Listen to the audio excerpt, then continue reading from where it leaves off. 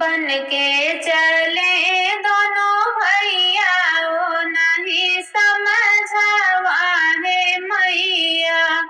बन के चले दोनों भैया ओ नहीं समझावा है मैया।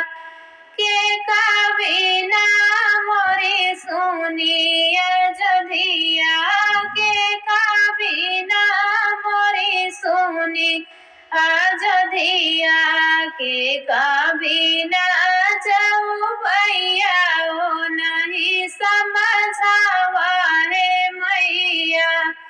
के कबीना जाऊ भैया ओ नहीं समझावा है मैया। बन का चले दोनों भैया ओ नहीं समझावा है मैया। बन का चले दोनों भैया ओ नहीं समझावा हो मैया। राम बिना मोरी सुनी अयोध्या राम बिना मोरी सुनी अयोध्या। लक्ष्मण बिना जाऊ भैया ओ नहीं समझावा है मैया। लक्ष्मण बिना जाऊ भैया ओ नहीं समझावा है मैया।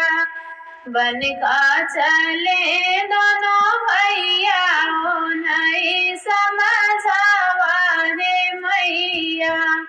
बन का चले दोनों भैया ओ नहीं समझावा है मैया।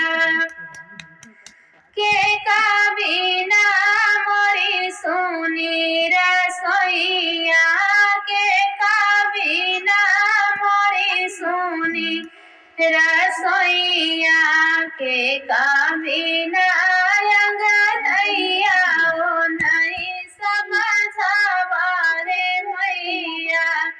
के कबीना अंगनैया ओ नहीं समझावा है मैया। बन का चले दोनों भैया ओ नहीं समझावा है मैया। बन का चले दोनों भैया ओ नहीं समझावा है मैया।